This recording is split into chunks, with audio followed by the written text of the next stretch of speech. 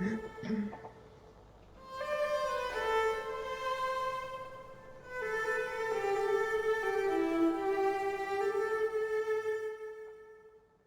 good evening, everybody, and welcome to the Health Condition Workshop on Chronic Pain Syndrome. My name is Paul, Good evening. This is Bev.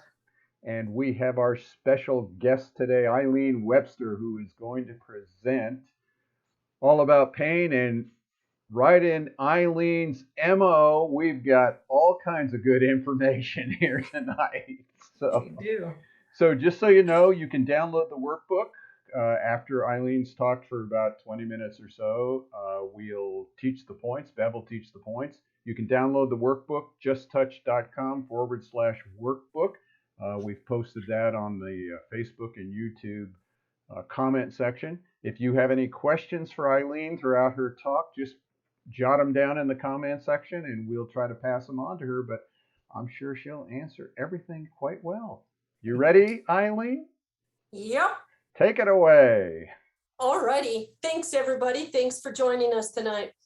So what I'm going to be talking about is chronic pain syndromes. But what we're going to go over is pain itself, how these chronic pain syndromes develop, and the typical things your doctor uses and the things I like to use to address chronic pain syndromes. Okay?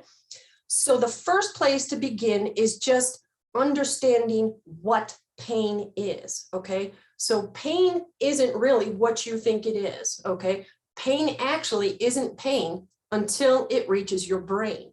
So when you step on that sharp thing and you feel that sensation in your foot that says, ouch, pain, you truly aren't feeling that in your foot, but in your brain, okay? So backing up just a minute, pain comes from the Latin word poena, okay, which means a fine or a penalty. And it's actually in Greek mythology, it's the name of the spirit of punishment too, right? So we've got punishment, we've got fines, we've got penalties, all associated with this word pain. So as soon as somebody says, I'm in pain, there's a sense of panic that's associated with it right away, okay? But pain is really, it's just an unpleasant sensation. Well, it can be a little bit more than that. That ranges from mild to localized discomfort to widespread agony, right? But it really, what pain is it's your sensory nervous system's response to a potentially harmful stimulus, okay? Potentially. That doesn't mean it's actually harmful. It's just the way your nervous system's responding to it, okay? But pain is not really pain. It's a warning signal to adopt protective behaviors that promote healing, okay? So if you want to think about it as just an extension of your sensory nervous system, okay? So the same way that your sensory systems are evaluating the world around you to keep you safe, it's also doing this, it's evaluating the world around you, but your inner environment too, right? Again, to protect you from potentially harmful behaviors. So the first place to begin here is what we call the pain pathway, okay? And I'm calling this the pain pathway because it's the path that the pain signal takes from that potential injury to your brain to where it decides whether or not this is a situation, okay? So in the first step of that pain pathway, number one there, we've got our guy walking along and he senses something's going on with his foot, okay? So in this first stage of the pain pathway, these specialized sensory nerves are stimulated by potentially threatening levels of heat, cold, pressure, and chemicals. Now, those could be chemicals outside the body, but they can also be the chemicals inside the body. And the chemicals I'm talking about inside the body are the chemicals of inflammation, okay? Inflammation, not only just the increased volume of things pushing on those nerves causing pain, but those, like I said, the chemicals involved in all that inflammation, all those cells and everything are irritating to those nerves, okay? And so now just remember, this is potentially, we don't know anything is wrong yet, okay? So when that foot, as he's walking along, he senses something with his foot. But is that his shoe? Is it a pebble? Is it a tack? Is it a nail? Is it a snake? Or did a bowling ball just fall on his foot? He actually doesn't know yet, okay? So that the foot doesn't have a brain. The foot doesn't know. So the foot needs to send this signal on further for more processing. So what it does then in the second stage there, part 2, it's going from one nerve to the next, okay? Those nerves are transmitting this, something's going on signal from one, it jumps the gap to the second one, it then goes on to the next, okay? Until it reaches the spinal cord. Then once it's in the spinal cord, once it gets to the spinal cord, you'll see I've got this, I don't know if you can see it very well, there's a little gauge there and a little gate, okay? So now depending upon the level of this threat, potential threat that's coming through, the level of stimulation, there's some special cells there within the spinal cord that are going to gauge how much threat or potential threat signals coming through. So is this just enough pressure on the foot that's going, it's just a shoe? The signal's not going to go any further. Okay, that gauge is going to detect this is not a strong enough signal. There's not enough danger here. You may continue walking. But if that signal's a little stronger, there's more pressure on there. If that signal gets strong enough, these gates are going to release it and allow that signal then to travel on up the spinal cord to the brain. Okay. Now, the way in which your body suppresses that signal, if it decides this signal isn't strong enough, it uses your own endorphins and your endocannabinoids, okay? So that's how it suppresses that signal if it doesn't need to go. Now, in the next step, on step 4 there's no specific pain center within the brain, okay? And it's the brain that's deciding whether or not we're in pain. But we're going to come back to this, okay? Because this is the biggest part, but we're going to come back to it. Once the brain decides that, yes, this is a pain thing, or so if the brain decides, yes, this is painful, it's going to allow that signal to continue back down the spinal cord to that foot to make him jump and grab the foot and go, holy cow, and brace it, right? Squeeze it and brace it to because I think I just broke something there, okay? But if when it's in the brain decides there is no pain, it's going to suppress that signal from going back down the spinal cord. And it does that with, again, your endorphins, your endocannabinoids, but also with things like serotonin and norepinephrine. Think of those as your happy hormones, right? Or your happy neurotransmitters. Okay, so now let's get back to that brain, okay? In step 4 of that pain pathway, Paul, I hope you've got the big head up there. So in that image with the big head, once this pain signal, okay, reaches the brain, there's no specific pain center within the brain. Okay, you've got emotional centers, you've got, movement, you've got all kinds of things like that, but there is no pain center within the brain. So what the brain does is it starts going through your files. When did this last happen? Oh God, I think the last time this happened, I was out hiking, I stepped on a rattlesnake, I got bit. There was ambulances, there was emergency rooms, there was so many hospital bills, there was bankruptcy, and oh my God, this was a horrible situation, right? So, or does the brain go through these files and go, oh wait, no, I remember this. This was the last time I tripped over a little rock. It's no big deal, okay? So the brain is processing this information to try to assess what body part is it that's affected, okay? Then it's going to decide, is this dangerous or not?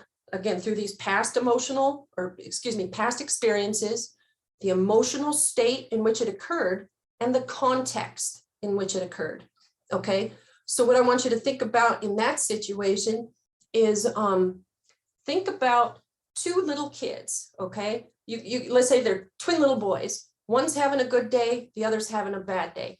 The one who's having a good day, he's outside playing with all his friends. They're out there playing soccer, right? They're running around. He gets kicked in the shin, no big deal. He trips and falls over a rock, no big deal. He's playing and having a great time. And he doesn't realize until the end when it's over, and his mom goes, "What happened to your leg?" And he looks down and sees, "Oh, I'm bleeding." Ha ha ha, no big deal, right? Because his brain knew this was all part of soccer. These things happen. So he didn't even feel the pain in the first place. He wasn't aware anything had happened. But take his little brother who's inside, who's been having a temper tantrum all day. He's so upset. He's not allowed to play with his friends. He can't watch cartoons. He's angry. He's having just a horrible day. And he trips and stubs his knee. Oh my God, this is a huge ordeal. He's crying, he's screaming. And it's not that he's just playing it up. He is actually feeling true horrible pain in that knee that he just bumped because he was already in that emotional space, okay? So here's our next big lesson. Not all injuries cause pain. Not all pain is due to injuries, okay? That's a huge one. That should be a huge relief for a lot of people, okay? Not all pain is due to injuries. So just because you feel a twinge or an ache inside, you don't have to think, "Oh my God, alarms, something horrible is wrong," right? Okay? Stress and emotions activate the same centers in the brain, okay, as when there is a physical injury. So physical and emotional stress can cause pain. And past emotional trauma can cause pain, okay? So this is where that hidden blessing comes in when your doctor says, "We've done all the MRIs, we've done all the scans, we did all the blood work, we can't find anything wrong." That's usually when most pain patients are, you don't understand. You don't know what it's like. This pain is real. I'm not making it up. Well, of course you're not making it up. That pain is very real.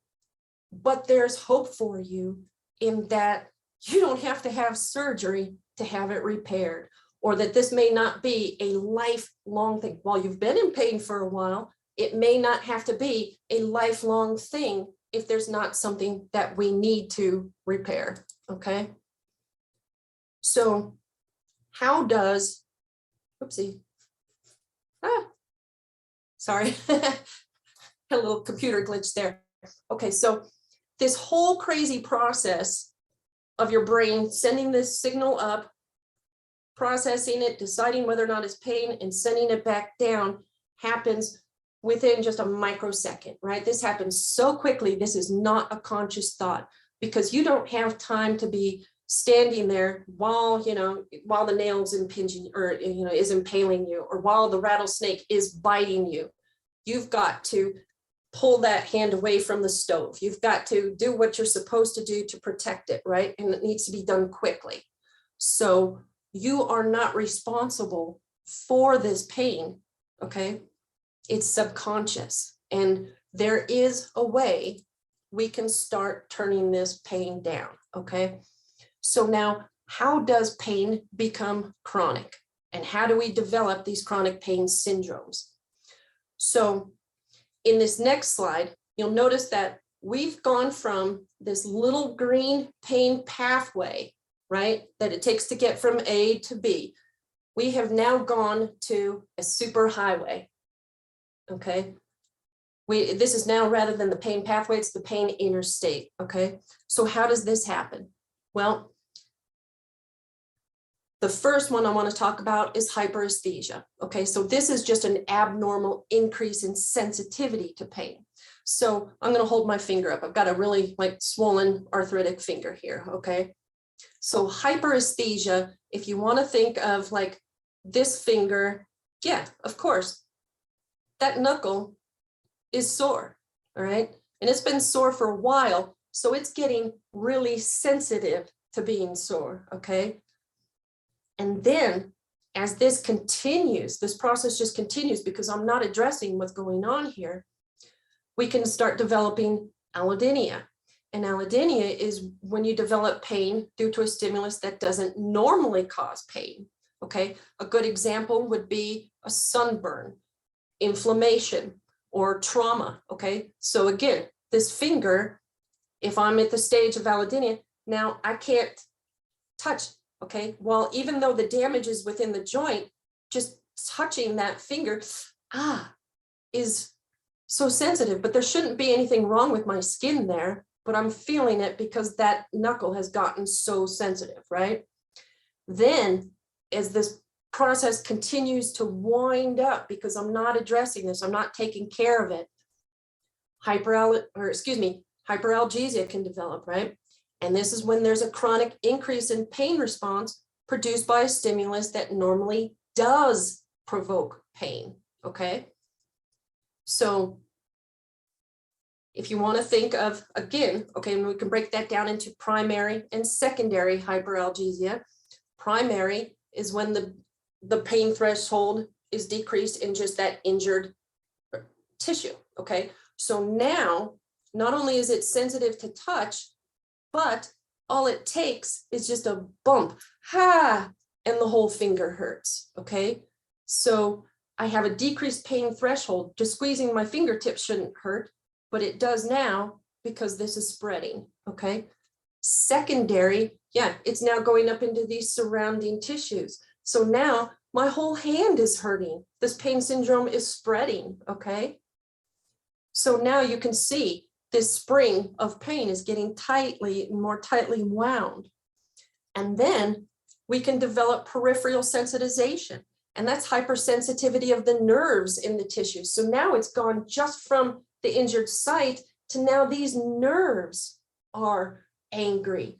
They're firing so much, so often that it's become their regular thing. Okay, so this green pathway has been traveled so much, it turned into a road. That road got traveled so much, it's now that superhighway. Okay, so you now have this pain superhighway that's going from a simple arthritic finger into my whole hand and arm, okay? Now, and a good example of that's called complex regional pain syndrome, okay? Then, as this winds up and gets even worse, you can develop central sensitization. So now it's gone not only from the nerves locally, but it's gone to the spinal cord and the brain.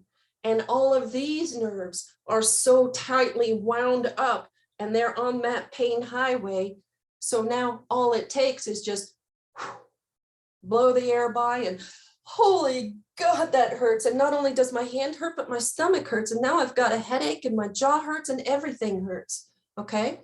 And so this is when your nervous system has gone through a process that we call wind up, the wind up of that spring. And you're now regulated in a persistent state of high reactivity to everything. So again, our little guy, he was so wound up that when he felt that pain, bam, it was huge pain instantly, okay? So we have tightly wound these springs. And then, like, that's not bad enough.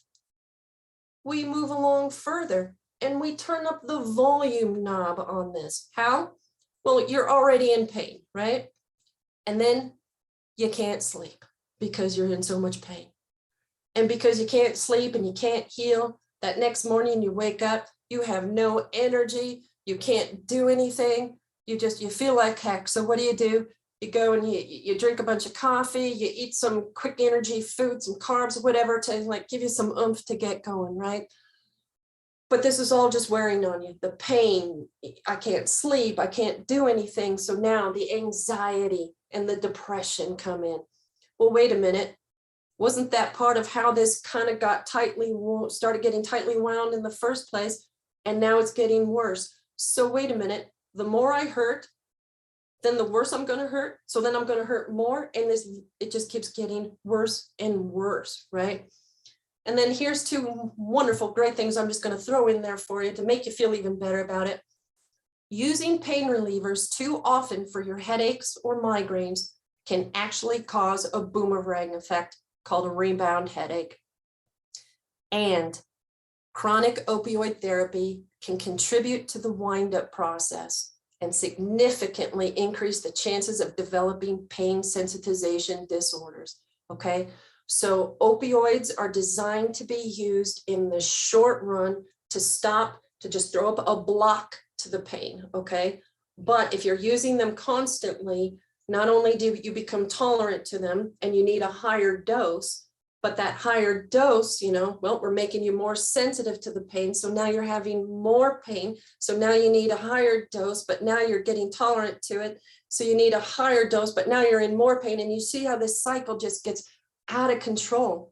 And so how do we unwind this chronic pain cycle?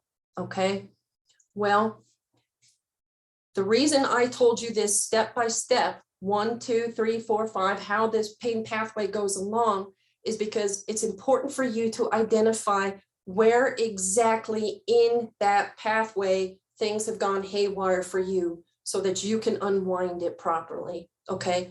So in this first step, if it's where the damage has occurred, well, you want your doctor, of course, to repair that damage. Is there a broken bone? Does something need to be stitched up? Do we need to pull the thorn out? So have the doctor, repair the damage. And then address the inflammation, right? This finger will stop hurting if I can get the inflammation down in that joint, okay? So your doctor will have you use anti-inflammatory medications, either by prescription, over the counter, or there's even topical ones you can get a hold of at your local drugstore. And physical therapy, of course, because we want to, after that injury has been repaired, we want to re-strengthen all those muscles and everything around it to get you strong so that you don't injure these things again. But what can you do on your own? Well, that's going to be an anti-inflammatory diet, okay? And maybe some supplements like turmeric or essential fatty acids and antioxidants and vitamin D, okay? You can also do your own strengthening exercises, right? And staying active. I love the pool. I think the pool is awesome. I think that's one of the best exercises people can do is pool therapy when they have chronic pain. But you can use heat to help increase the circulation if there's muscle pain and spasms, okay? Or you can use ice to decrease the inflammation or to numb it from the pain. Compression works really good. That's why you naturally just grab it, right? So compression is really good for pain. And also Arnica. Arnica is a really popular one for pain and inflammation right at the site, okay? But I personally, as a clinical cannabis pharmacist and a Biotouch practitioner, I like to use CBD and CBDA to not only get the inflammation under control, but to raise those levels of anandamide and such to get those pain levels down right there. And also Biotouch healing to, ease the pain right at the site. But then if that's not where your pain is, let's say there's pain in the nerves, right? You might have nerve damage or something going on, right? That's caused, so these nerves are damaged and sending that signal. Well, if it's, of course, have your doctor do what he can. But if your doctor can't, then you would want to use like counter irritants, and that's going to be like your icy hots and tiger balms and those guys, right? Or anesthetics to numb those nerves, okay? Capsaicin is one of the best. It's very, very hot, but capsaicin actually depletes those nerves of substance P and starts to unwind that sensitization syndrome that's going on, okay? You can also use essential oils like lavender and bergamot and peppermint. Peppermint's a really good, again, for that cooling sensation, kind of like icy hot. But lavender and bergamot actually, again, work on those nerve endings to calm that pain signal down, okay? Then you can use other techniques to distract you from that pain, okay? Massage, brushing, okay? I know it sounds crazy, but brushing, that signal of the sensation of the brushing actually travels faster to the spine and kind of short circuits out the ouch signal, okay? TENS units work that way too. They kind of short circuit those nerves from being able to send that signal along. But also having a healthy diet in things like B complex and minerals for nerve health.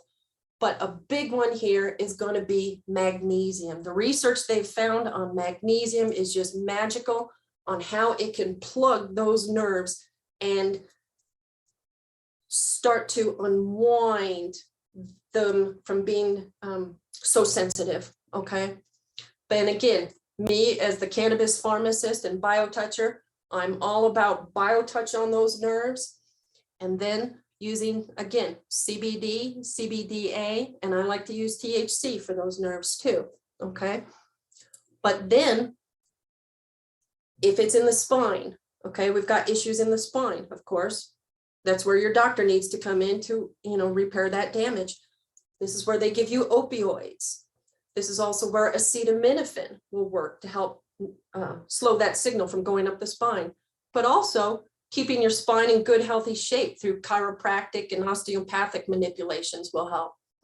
And again, using those counter irritants, like I was saying before, or those essential oils on the spine for that signal. And then you can also do things to raise your endorphins. Remember I said your endorphins are the ones that shut that signal down from going up. So raise your endorphins, exercise, yoga, massage, and positive social interactions, right? And again, the TENS unit, and once again, magnesium.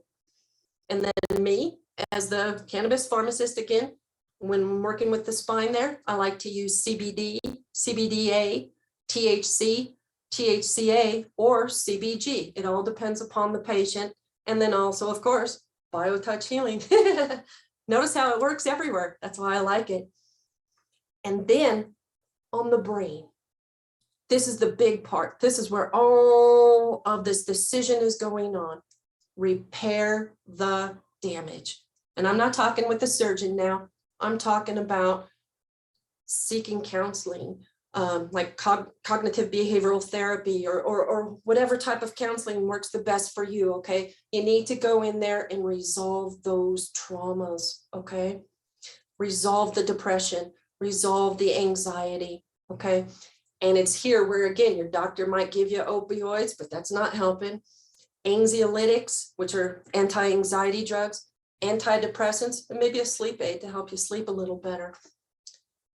And again, I'm all about biotouch, CBD, CBDA, THC, THCA, and CBG can all help with that.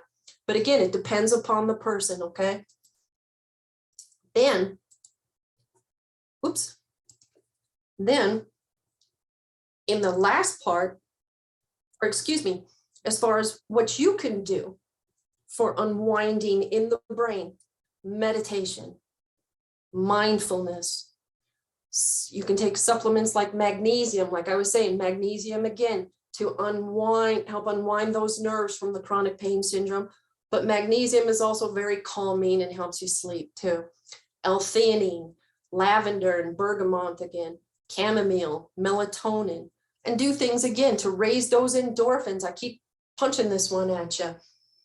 And focus on a healthy gut, because those neurotransmitters, as we know, are being produced in that gut there, right? And so to alleviate the depression and the anxiety, you need those good, your neurotransmitters. So,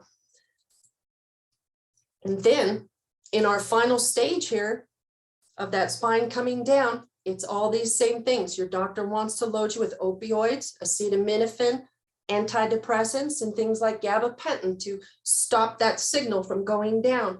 But again, if you can raise those endorphins and raise your endocannabinoid levels, you can stop that pain signal from coming down and keep unwinding, slowly unwinding this tight spring that you have developed. Okay, so now all of these things that I've listed as far as the cannabinoids and the supplements and the exercises and everything, please, people, of course, consult with your doctor or your pharmacist or whoever before you add anything to your current regimen. Woo-wee. Wow. So funny I thing, took so many notes. you blitzed out Facebook. So it just blitzed out Facebook. It was on YouTube, but we're gonna be sending this out to people too. So it was going on and off on Facebook. Man, that was just like overload to my brain. I think I'm in pain.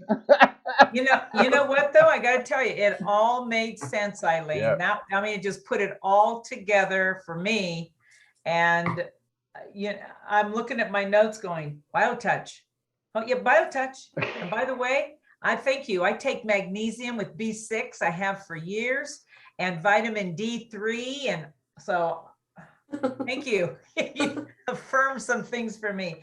But that was Awesome. amazing. That was. The amazing. charts were perfect. The way you described it, it was perfect. This will Yeah. be, it'll go into the archives. It's perfect. It is. All right. So thank you, Eileen. We're going to now teach the points. So we'll see you soon. Thank you. Thanks, Eileen. Thanks, everyone. Whew. All right. Oh my goodness gracious. Well, it's a good thing we are going to do the headset, isn't it? Because that seems was all to there. be, That was all. I mean, right, it was like, it's right there. Oh my gosh. I made so many profound notes about what you and I have talked about for years about Biotouch. And she just kind of like brought all this up. okay. So, Well, let's just go ahead and teach. So we're going to give this over to Bev, and she's going to teach all the sets of points here. So let me get on to the health condition points. There we go. Yep.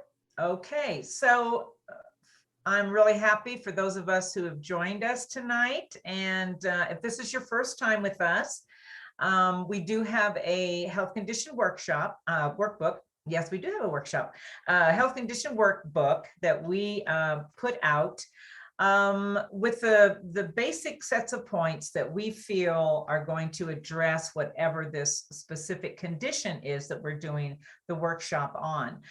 If you do have that workbook or you want to go and look at it, we're going to be following it on your screen. But as you can see, the very front page is always going to be the condition itself.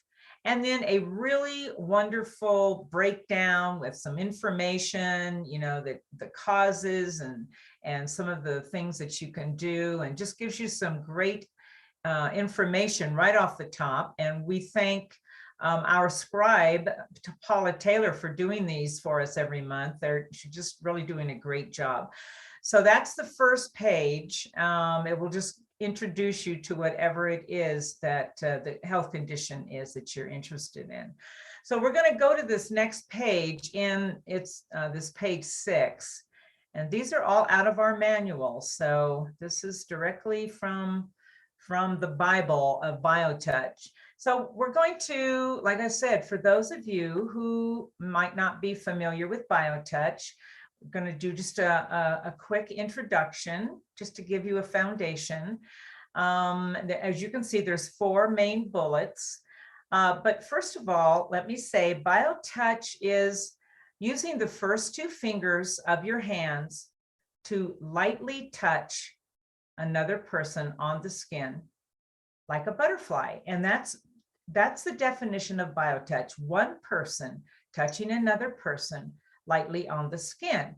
And so right off the bat, we've already answered part of the question: can you do Biotouch on yourself? So we always say, well, the basic definition includes a relationship, 2 people. So as far as Biotouch is concerned, if you can reach those points on yourself, why not? We don't know one way or the other whether it's effective or not. We are here to teach Biotouch as it is. It is 2 people entering into a relationship of healing together. And that is what we really are trying to bring, because we all need to start coming into more relationship with each other. So let's look at these 4 bullets. The first one says Biotouch is easy to learn.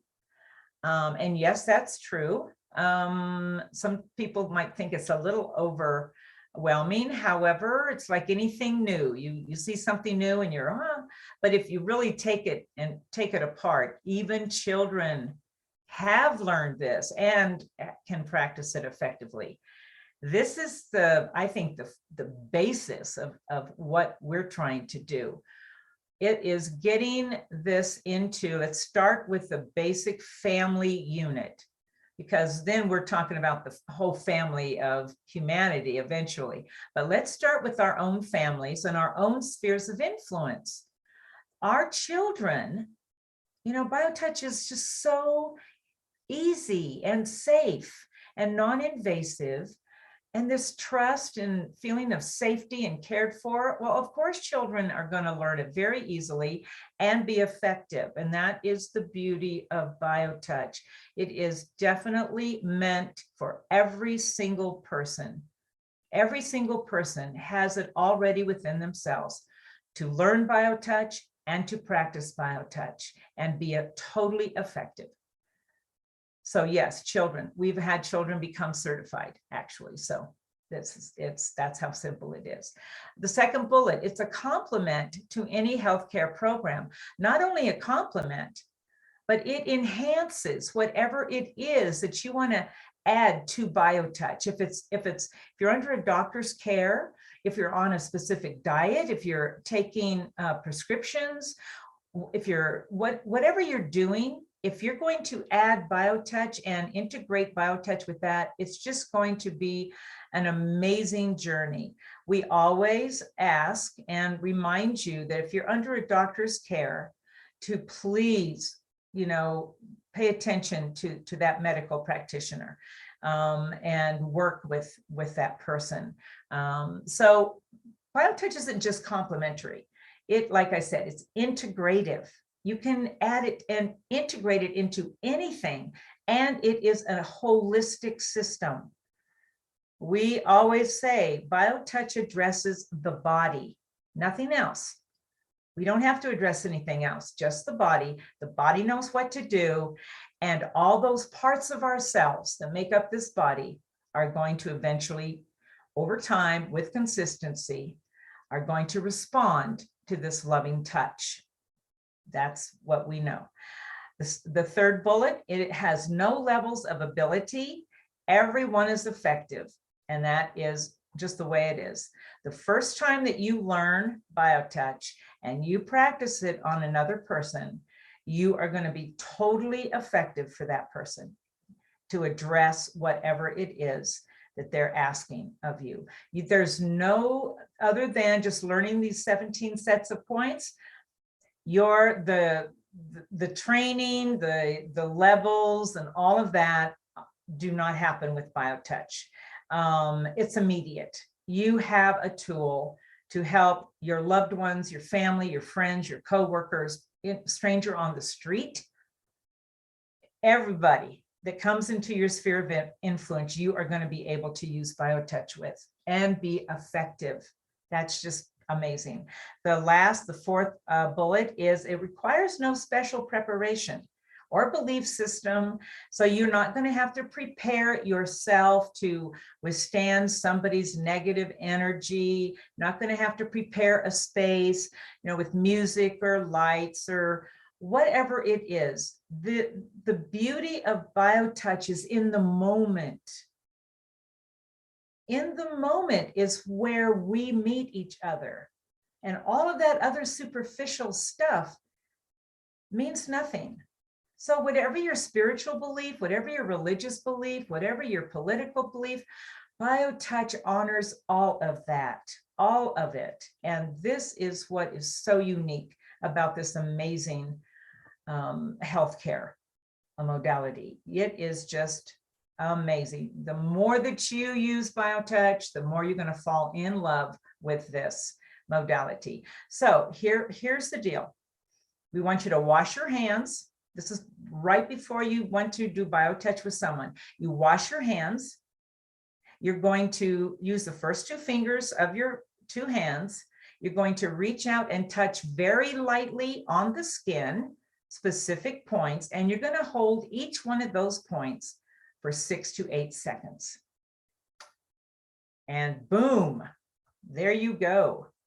We have started this whole wonderful process now, and really a relationship.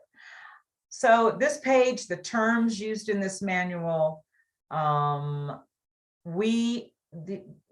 it's just part of from the manual, the page that's already there. We won't teach those tonight. However, we do like to mention that very first bullet, the associate. This is the associate is the one that we call the practitioner, or the one that is performing the sets of points on another person. And then of course the recipient is the one benefiting from that. So this is very interesting, and this is what Biotouch does. So here's the definition. One, often in the company with another, implying an intimacy or equality. And two, one having an interest in common with another. And that is really sums it up. This is what's happening. Two people in each other's company, intimately equal, and being honored, and being safe, and being cared for. It's perfect. It's perfect. So Paul, is there anything that you wanted to add before we go to the greeting? No, just want everybody to know that when you look at these manuals, this is the ebook version of it. You get it at justtouch.com/workbook. And at the bottom of each of those pages is a little link to these videos that we're going to show as we teach the different sets of points. Yeah. Okay, great. So let's start learning how to address chronic pain. The first set that we always teach, and it is profoundly the most important one, is called the greeting. This is always performed after you wash your hands, when you step in front of that other person, you're always going to give the greeting before you do any other points anywhere on the body.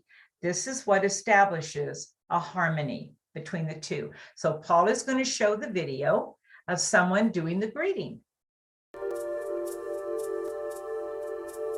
The greeting is always performed at the beginning of each session. It's the only set that uses one hand, and the only set that indicates which hand to use.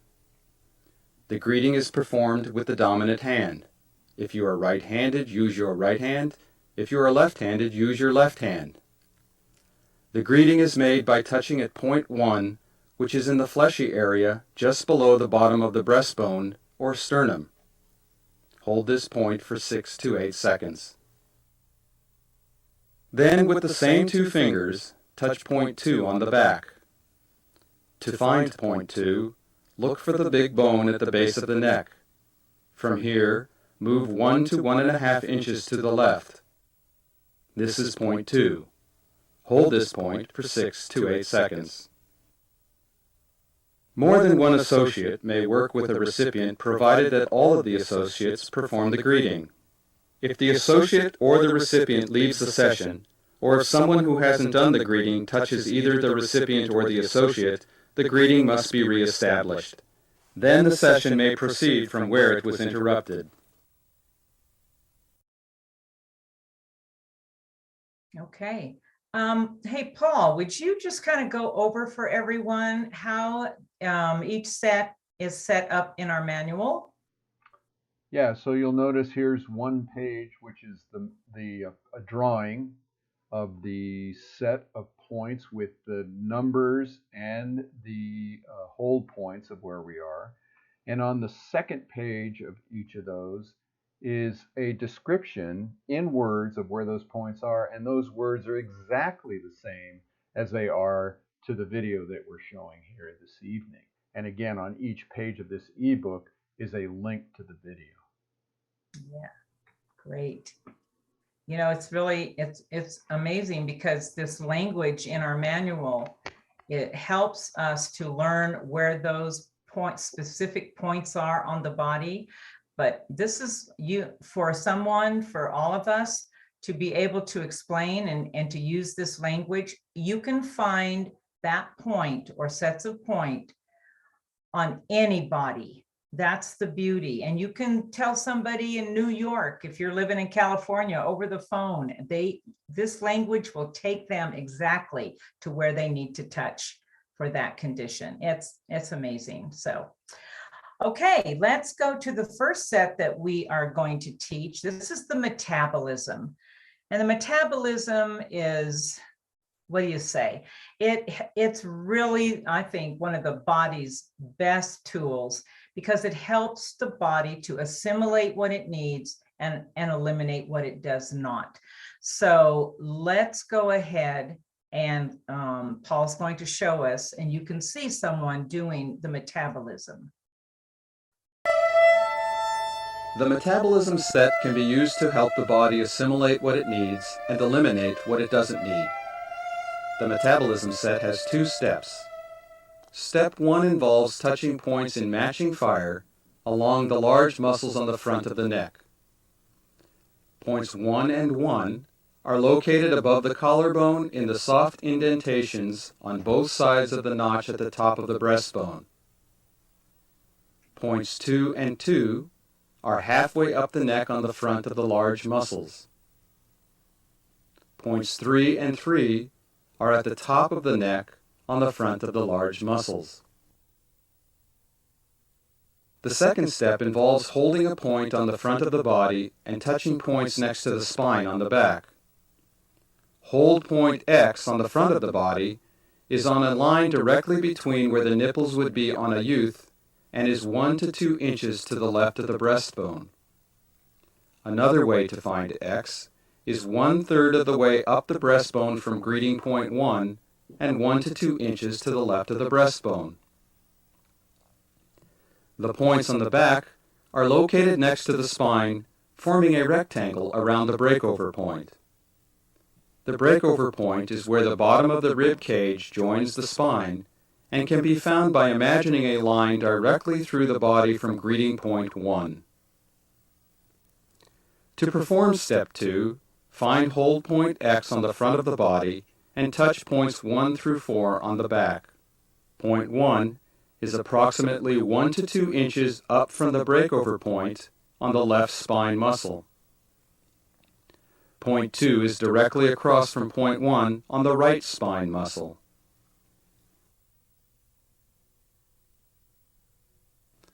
Point 3 is 2 to 3 inches below the breakover point on the right spine muscle.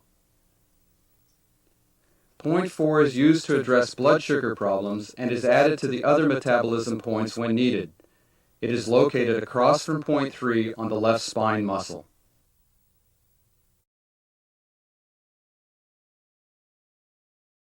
Okay. So that is the metabolism set. The second set we're going to teach is stress and anxiety. Now, remember, Eileen was talking about the stress, the mental stress, the emotional stress that is triggered and manifests in the body. This is exactly what the stress set is here to address. So it is, when she was talking about that, I thought, yeah, if we just do the stress set, we're going to really help our bodies to just unwind. I love that word that she was using, unwind. Biotouch helps us to unwind on so many different ways. So let's go ahead and look at the video, and we can actually see somebody doing the stress set.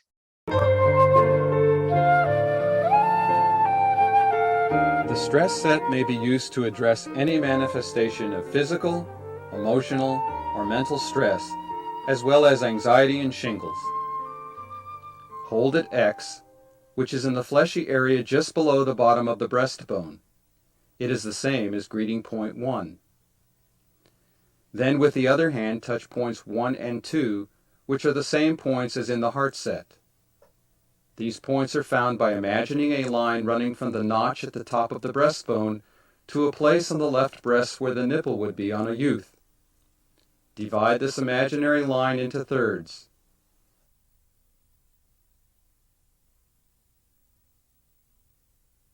Point 1 is at the top of the first third. Point 2 is at the top of the second third.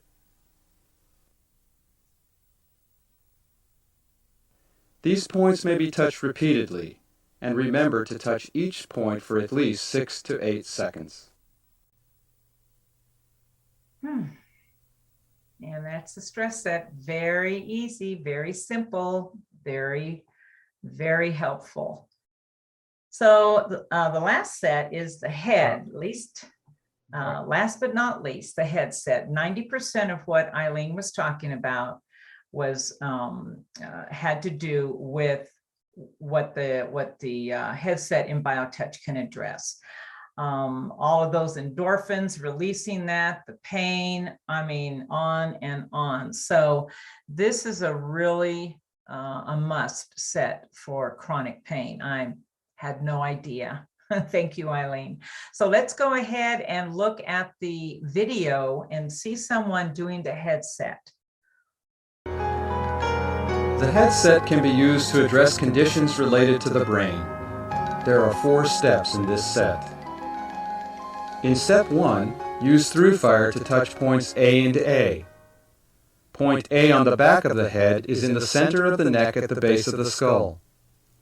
Point A on the front of the head is at the center of the forehead, where the forehead begins to curve to the crown.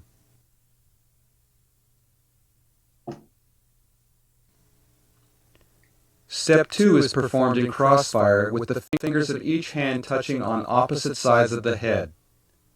Hold at X, which is in the indentation beside the neck muscle at the base of the skull. It is the same as point 1 of the back set. On the opposite side of the head, touch points 1 through 5. Points 1, 2, and 3 are on the ridge line formed where the skull curves up toward the crown. Point 1 is above the outside corner of the eye on the ridge.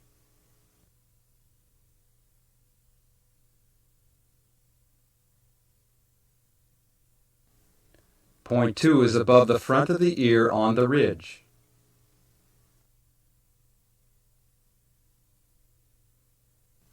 Point 3 is above the back of the ear on the ridge.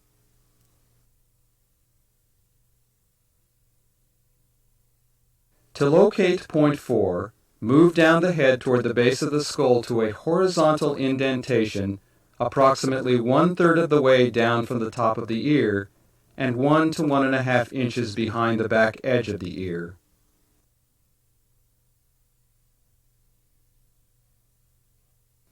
Point 5 is opposite hold point X at the base of the skull. Point 5 now becomes the new hold point as points 1 through 5 are touched on the opposite side of the head. In crossfire, touch point 1 above the outside corner of the eye on the ridge. Point 2 above the front of the ear on the ridge. Point 3 is above the back of the ear on the ridge. Point 4 is a horizontal indentation approximately 1/3 of the way down from the top of the ear and 1 to 1.5 inches behind the back edge of the ear. And point 5 is opposite hold point X at the base of the skull. Step 3 is performed in matching fire, touching points 1 and 1,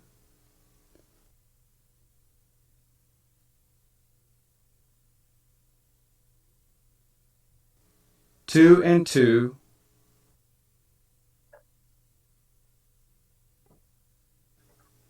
3 and 3,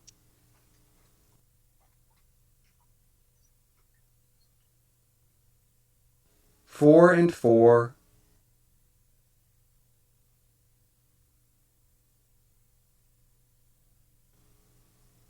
5 and 5. Finally, in step 4, place the open palms of both hands on the head covering points 1 through 3. Be careful, don't let your hands touch each other. Well, and there we are. There we are. So we do have addressing extremities, but I think let's the two of us come together here and talk about how to do that. you know, I was just thinking about that because Eileen's talk about all those nerve pathways. Right. Wow. Do we? Yes. So it'll be The headset can be used to address There we are. So one of the biggest parts in Biotouch is we actually work on the nervous system, the spinal column. And we Yes. talk about all those nerves that come off the back and they go to different areas of the body. And so if you Yep. get our manual, you'll see a little chart that shows all the different nerves that go off to the different parts of the body. So we always say with Biotouch, you always use in two hands, both hands, and you put two fingers right on the pain. So she talked about the foot, two fingers on the foot pain. And then Right. if you trace that nerve, it goes to the lower back area. And then you put two fingers on the low back or anywhere on that spine. You could Right. hold two fingers on the feet and then even do some little sweeps on the low back. Let's say it's a hand problem. Two fingers on the wrist or the fingers, whatever you hurt. And then two fingers somewhere in the upper neck area or upper back area. And two fingers and just sweep down that area. Or just put two fingers of each hand and touch around the pain. Yeah. You know, and take those two fingers and actually what we call sweep, slowly move the fingers up the nerve train to the spine. So you're moving from the spine to the localized pain. You might have hit your shoulder or your neck or banged your head or something like that. Right. So Right. it's easy to do the local work of just taking the two fingers of each hand, touching all around it, doing that light, slow sweep that we call around it, and then getting the connection into the spinal column. I mean, that, you know, was that is just so exciting, isn't it? yeah, To give all of us the ability to really talk to that body with Biotouch, right. whatever is required. I'm And- blown away. And if you know Eileen's story, when she first came to the center, she was in pain from head to toe, had all kinds of problems. We Talk interviewed about her neuro system. Yeah, Huh? we interviewed her on Monday. We've had other interviews with her. It completely transformed her life and has It allowed did. her to become a pharmacist for cannabis now, actually going back to get her registered pharmacist license. And she's ours. Yes. She belongs to us. We own her. Yeah. So, you know, if you have any questions, you can go to her website that we posted, and this will all be sent out to everybody. We know Facebook had a little hard time, but it was on YouTube, and we'll get this email out to everyone and repost it on Facebook. But I'll tell you, that was some good information tonight. Oh, Good information. perfect. Perfect. So we hope we answered your questions. We hope you taught you how to address chronic pain. If you have any questions, contact us, office@justtouch.com, biotouchhealing.com, justtouch.com. We're here for you. We're here. Let us know how we can help. Yep. So next month, we are going to talk about varicose veins next month. So that'll be fun too. That will be. If you Yes, have because we have another lovely Biotouch practitioner. prisoner. You're going to do it. As you can tell, we have fun here at Biotouch. So. Yep. All right. Thank you all this evening. Thank you, Beth. Thank you all for being with us. And Yep. Thank you, we'll Paul. see you all next month. Bye-bye. Bye, everyone.